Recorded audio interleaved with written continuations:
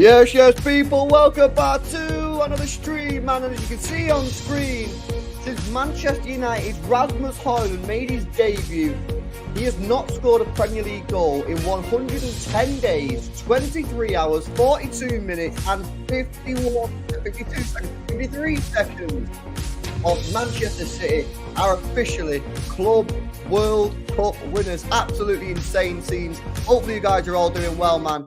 We are going to go through the player ratings. Big up to everyone that's joined. A couple of people in the chat asking about the Saïd reaction. It's out on the second channel, More LB. So make sure you are following the second channel, More LB, and go and check that out after we've done it. By the way, we're going to do a live watch-along of the Liverpool-Arsenal game coming up, guys. But big up to everyone that's inside. Hopefully you're all doing well. Make sure you hit the thumbs up button. We've got nearly 100 people tuned in right now. Let's see if we get those likes up to 50 likes, guys. I need 15 people, 15 of you out of 75 to hit that thumbs up button.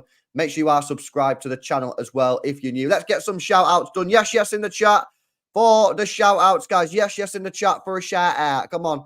Let's see who we've got in the building then today. We've got Daniel in the building. We've got Ryan. Big up Ryan, man.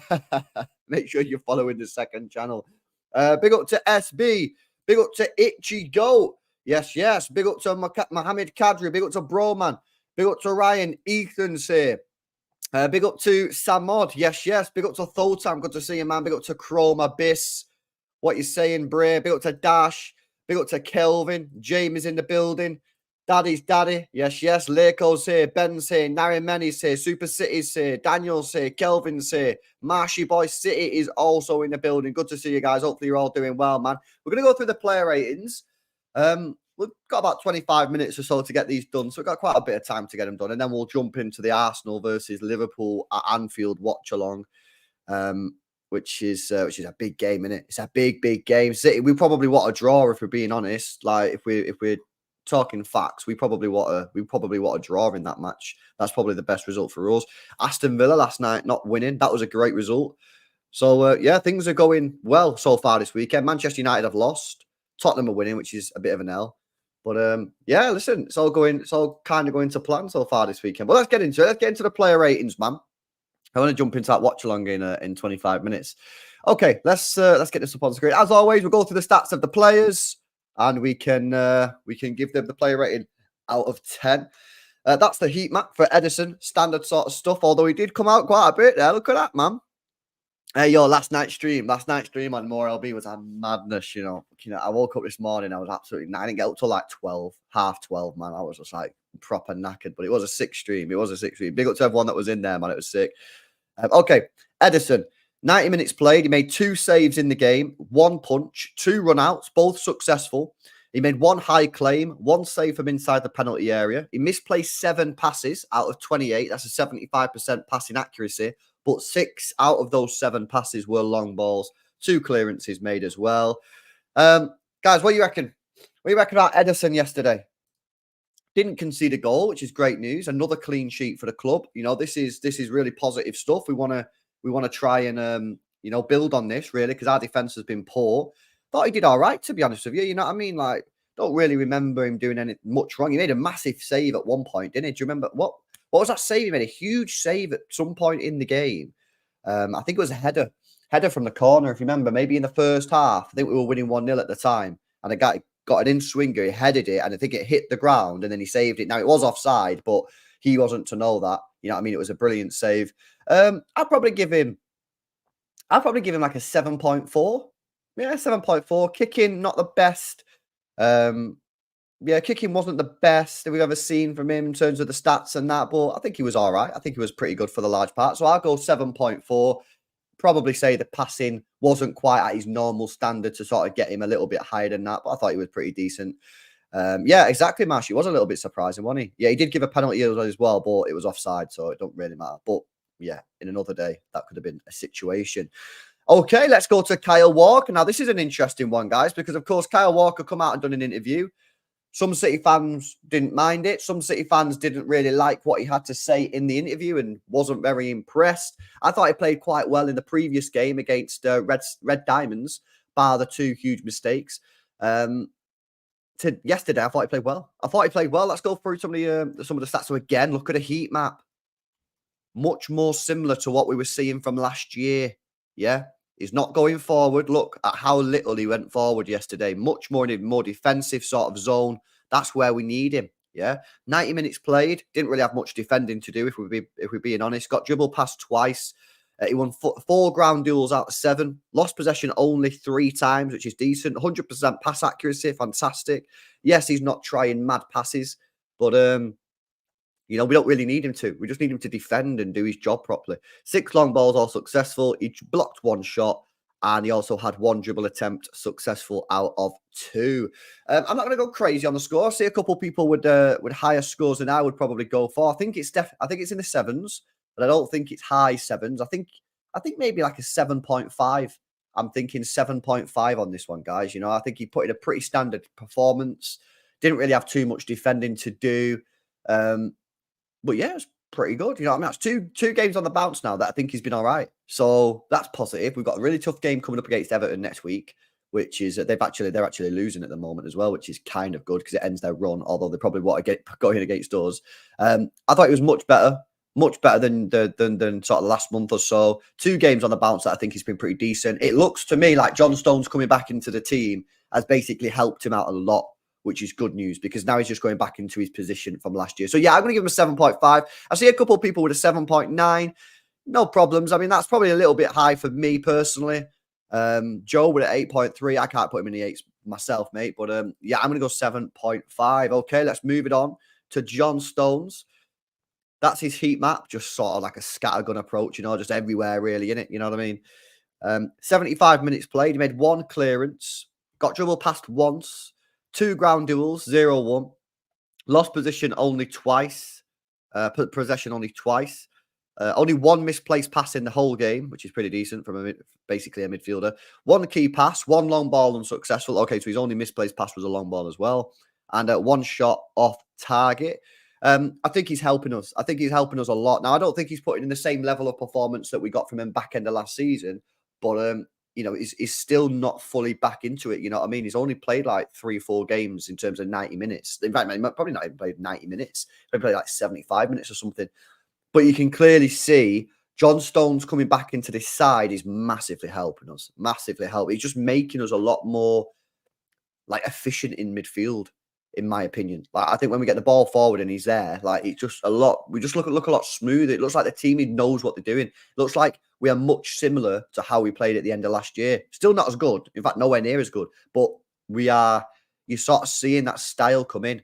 And as I said on Walker, Walker's playing better when John Stones is in because Walker can just go back into his old position rather than bombing forward. So again, I ain't going to go crazy. I ain't going to put him in the 8s, but I'm going to give him high 7s. I'm going to give him a 7.8. I'm going to give him. I was going to give him a 7.7, but I'm going to up it a little bit to a 7.8. I think that's reasonable. I don't want to go crazy because let's be honest, for me, that wasn't an 8 out of 10 performance in my opinion, but it's not too far away. And it's so positive now. So positive that he's back. You know what I mean? We just need to keep him fit. Got to keep him fit. Keep him fit. I think honestly, I think we could cook this season, but he's got to stay fit. If he doesn't, he'll end up putting Kyle Walker back in this weird position, and we could struggle. Okay, let's go on to Ruben Dias. That's his heat map from yesterday. I wouldn't have played him yesterday. I would have stuck with the Kanji, but Pep Guardiola put him back in. 90 minutes played in the game. No defending to do again, as you can see. Nothing to do there. He didn't win any of his 2 aerial duels. He lost possession only 4 times. 93% passing accuracy. Misplaced, 5 passes? Something like that. 4 passes. 2 long balls, both unsuccessful. I mean, again, he didn't have any defending to do. Like John Stones, like Walker. It's kind of difficult to properly rate these defenders when they had literally no defending to do at all. The good news is he didn't drop any clangers, right? That's the good news. 0 clangers dropped. No huge mistakes. Not that he had really any mistakes to make because he didn't have any defending to do, but that's positive. And on the ending of the game, I think, maybe it was a good idea that he played because now he's had a game where he's played all right and didn't make any mistakes. I would have stuck with Akanji personally, but he's done what he's done. And it does mean that when we go to Everton now, he's basically got the full back line that he can choose from because Walker's played good twice in a row. Akanji's available, Ake's available, Gvardiol's available, Ruben Dias is available, Stones is available. So he can basically play whatever back four he wants and no one will really moan. Well, maybe if John Stones and Ake don't play, we'll moan. But other than that, it's probably fine. So, yeah, pretty good. Again, not going to go crazy on this one. Lower than Ederson, in my opinion. Probably a 7.2. 7.2 I'm going to give him. A couple people in the chat with a 7, 7.2, 7.6.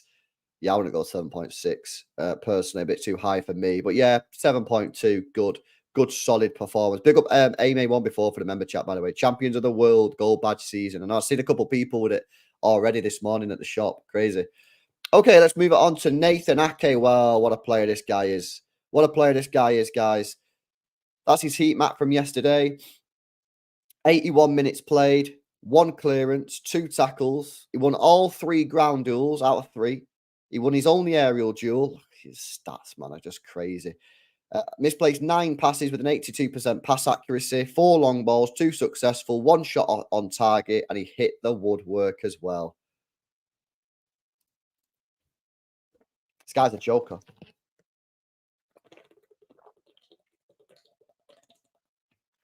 This guy's a joker.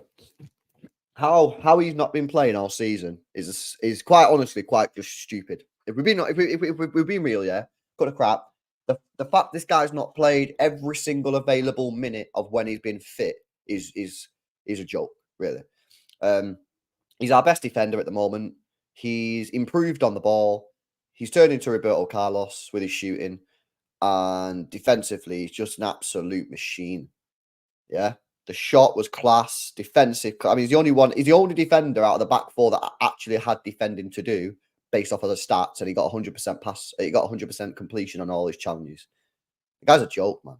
The guy's an absolute joke. Like, someone actually in the comments of the video the other day said, "LB, why is no one ever talking about Ake being captain?" I don't know. Why does no one ever talk about Ake being captain? I mean, he leads by example on the pitch. He's a good person. He puts 100% effort in, not like that rat across the road, Bruno Fernandes. I mean, you tell me, why couldn't he be captain? Why not? I think he could do it. I think he could do it. For me, yeah, absolute class again. I'm going to give him 8s, sure. Where in the 8s I'm going to give him? Definitely in the 8s. I'm going to give him an 8 point. I'm thinking 8.4.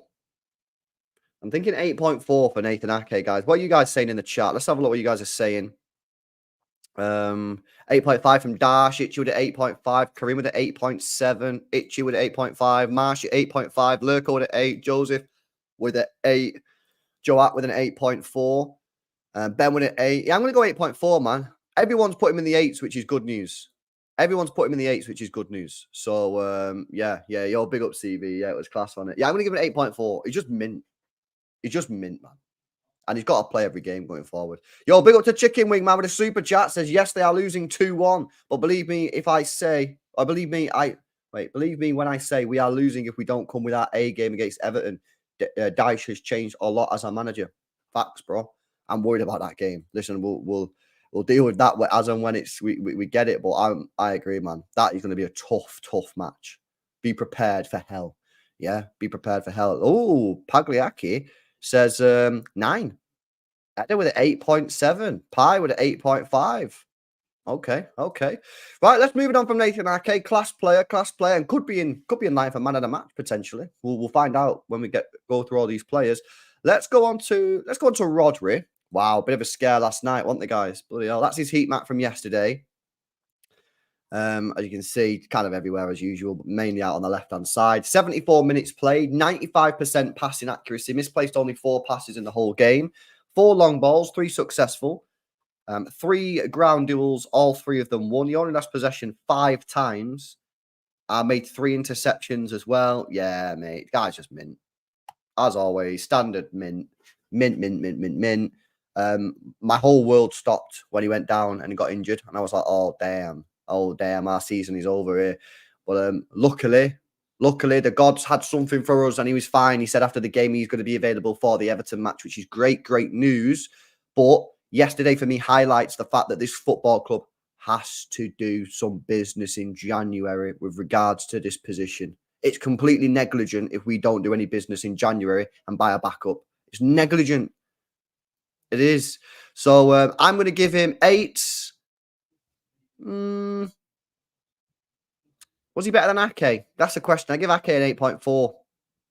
Was he better than Ake? Don't know. It's kind of difficult to compare, isn't it? Because they're in different positions. But Ake got the shot off for the first goal. He did all his defending well, but Rodri was more involved, obviously, because he's a midfielder. Maybe I just give him the same, but that's the sitting on the fence, isn't it? And that's not why you're here. You don't come here for me to sit on the fence. You know what? I'm going to give him 8.3. I'm going to give him 8.39. I'm going to put Ake just a little bit above Rodri. But I know not all of you will agree, but that's fair. I'm going to give him an 8.39. Just a little bit below Ake, and let Ake take the sort of man of the match. So far, who knows? We might get someone else. Yeah, Big Joel, man, says, agree, LB. We're working on three answers, only having Rodri as a 6. Facts, man. We need to get someone. I go Kimmich, bro. I go Kimmich 100%. 100%. Okay, let's move it on to Rico Lewis. That's his heat map. So obviously Rodri was out on the left more. Rico Lewis come out on the right. No surprise there. 61 minutes played. 84% pass accuracy. Only made 19 passes in the game, so maybe struggled to get on the ball a little bit in that game yesterday. He won 4 out of 6 ground duels, which is decent. Lost possession only 5 times, which again, that's decent. That's pretty much it, to be honest with you. Nothing really from the stats. To be honest with you, I don't really remember him doing too much. I don't know if you guys remember him doing anything. You know what I mean? Like, again, this is one of the reasons I prefer to do play ratings after the stream, but yesterday was a different situation. Yeah, I don't really remember him doing too much. I don't remember him doing anything bad. I don't remember him doing anything bad, but I don't really remember him doing anything good either. Not in a bad way. I'm not slagging him off. I'm just saying that I think he just sort of like got through the game. And I don't really know. And then Nunes somehow ended up on the pitch, which I was like, what? I didn't see that. So with that in mind, I'd probably just give him like a 7, or maybe less than that. Maybe like a 6.8, something around that. Don't really remember too much him doing. But the fact is, yeah, he's only really had one poor game for us that I can remember, and that was Aston Villa. But we all had a poor game. Not we. They all had a poor game. City all had a poor game. So he needs to keep developing. He's only young. He's only 19. He's only just turned 19. He can get more physical, and as he gets more physical, I'm sure he'll become a much better player. But yeah, yesterday just sort of like ghosted through the game a little bit. But listen, he's won a lot of trophies already, and he's going to get better and better and better. I love to see it. Big up Pie, man, says the ref and our oil money get a perfect 10 for being on our payroll. Yeah, that referee is statistically got to be the best referee we've ever had, man. Yeah, Real Madrid 4-0, yesterday 4-0, the Champions League final 1-0, and then Feyenoord 4-0. Unreal, man. He's definitely on the payroll. Okay, let's go into the attacking lineup then, guys. Let's go Jack Grealish. That's his heat map from yesterday. More on the left-hand side. 90 minutes played in the game. He has an 88% pass accuracy. Misplaced 4 passes in the game. He made 1 key pass. And he had 1 long ball, which was unsuccessful. He had 1 shot, which was on target. Decent effort as well, if you remember. He cut off on the left and then tried to find the bottom right corner. Couldn't quite find it. 9 ground duels. He won 6 of them, which is decent. Lost possession only 5 times. And won 4 fouls for us. Also made 1 interception. I wouldn't say it was one of his best performances in the world, but a decent performance. He clearly was winding up the opposition somehow. You know what I mean? Obviously, whatever he's saying. For me, Felipe Melo wasn't particularly happy with Jack Grealish. Kicked off a little bit after the game. But yeah, pretty decent. I wouldn't say mega. Something like a 7.3, 7.2. Something around that, which is still a very good rating. Remember, that's a good rating. Anything over a 6 is positive. So I give him like a 7.2. And had a decent effort on another day. The keeper doesn't make that save as it goes in the bottom corner. So, yeah, listen, I think Jack's going through an okay period. Premier League goals are there right now. He's doing all right on the goals. So just keep it up, see what he can do. But yeah, for me, I give him like a 7.2. Most of you guys are there. 7.3, 7.5, 7.3, 7.3, 7.2, 7. Marshy a little bit lower on a 6. Musa lower than that on a 6 as well. Yeah, I'll probably give like a 7.2. I'm fine with that. Right, next up, let's go to the other wing and let's go to Bernardo Silva. Again, interesting to hear your comments on Bernardo. A couple of people in the chat yesterday said they don't reckon Bernardo's been that good this season. So let me know your thoughts. That's his heat map. So I want to see this here. Yeah, I want to see this another 5 yards up the pitch here. Get him closer to the penalty area. Like Doku's is usually a lot closer to the penalty area. 90 minutes played, 88% pass accuracy, misplaced 6 passes in the game. He made 6 key passes and created 1 big chance. Nice. 1 long ball, which was successful as well. Had a shot on target, and he missed a big chance, which was the header, which he definitely should have scored. That was pretty poor from him, to be honest. 2 dribbles, 1 successful. He won 6 out of 11 ground duels and made 2 interceptions. Got dribble past once as well. Yeah, I thought it was all right. I thought it was decent. Should have scored 100%. The header. I mean, how he's missed that, I don't know. But yeah, Bernardo on that right hand side. I prefer him out on the right than I do in the middle. I don't think he's got the creative mind in the middle to play there, unless he's with Rodri or Foden. If he's the main man with Alvarez, that ain't good. I prefer him out on that right hand side. Probably his best position. He can drift in as well. So he can invert a little bit if you really want him to. I prefer him just holding the touchline a little bit like we seen last year in the Champions League, big games, Real Madrid, Bayern Munich, etc. But yeah, listen, I'm going to go crazy again. I'm going to say 7.6. What do you think about that? 7.6, I'm thinking. Sulfur scores give him a 7.8. I think that's probably a little too high for me. Although he did have 6 key passes and 1 big chance created. So maybe they're not right. Maybe they're right. I don't know. I'm going to boost. I'm going to give him a 7.7. I'll give him a 7.7. Daniel agrees with a 7.7. Eder with a 7.7. Karim 7.5. Josie 7.9. Itchy 7.5. Ben with a 7.4. Joe with a 7.5. Yeah, there's only a couple of people who've got him in the 8. Jamie's got him at 8.5 there. There's, man. There's. Okay. Mohammed says Foden would get more tap-ins if he made more runs. Yeah, like Lampard style. You want to see him making the Lampard runs? Yeah, maybe, probably right, bro. 100%. Okay, let's move it on to. Let's go to Phil Foden, actually, Mohammed. Good little segue there, bro. That's his heat map in the centre. Love to see it. Love to see it. 81 minutes played. He got 1 goal, 90% pass accuracy, which is very good for a player in that position. Only misplaced 4 passes, 1 key pass, which is good to see. 1 cross, which was successful. 1 long ball, unsuccessful. And then look at this creative here. 3 shots on target, 1 shot off target, 2 shots blocked, 2 dribbles unsuccessful, 1 big chance missed. He won 4 out of 9 ground duels, lost possession 9 times, 1 clearance, and got dribble passed twice. So he got the goal, and he got the not really assist, but he put the cross in as well for the own goal. So that was him as well. Mate, I don't know how people seriously sit there and say he doesn't play well in the middle. I just don't get it. And I'm just like, what are you watching, man? I mean, this guy's a midfielder. It's so obvious he's a centre mid, attacking mid. Yeah, a winger. He can play winger, and he's very good on the wing, but his best position is in the middle. 2 goal involvements yesterday. Yeah, the goal and then the cross for the own goal. Honestly, just get him in there, Pep. Stick in there. Stick him in there. And it might take him a little bit of time. Might be a slightly inconsistent at first because he's not played there for so long because you've been sticking him out on the wing. But I'm telling you, this guy's a special player. He's a special player, and we need to play him in the middle in his natural position. 2 goal involvements yesterday. For me, I'll probably have to give him man of the match in terms of so far. Maybe Alvarez will nick it. I'll probably have to give him man of the match so far. I give Ake an 8.4. I'm going to give Foden an 8.5. I'm going to give Foden 8.5. 2 goal involvements. Come on. 2 goal involvements, man. 8.5 for me. The guy's absolutely mint. Luton beat Newcastle. I said that, but my prediction was 1-0 Luton. My prediction was 1-0 Luton. Thought they'd beat him. So yeah, 8.5 for Phil Foden. Right, okay, let's go on to this guy then. He's got a lot of stick recently, Julian Alvarez. A lot of people didn't want him in the team. I said bring him back into the side for yesterday's game. Let's have a look at his heat map. Standard sort of stuff. Nicely done. 90 minutes played. 2 goals. 1 assist. 2 shots on target with the 2 goals. 2 shots blocked. 86% passing accuracy. 2 key passes. 2 crosses, 1 successful, 1 long ball, 1 successful, 1 big chance created, 6 ground duels, 3 won. He lost possession 9 times. Guys, talk to me, Julian Alvarez. That's one of his best games in a Manchester City shirt this season, which is good because he's been through a little bit of a tough time recently.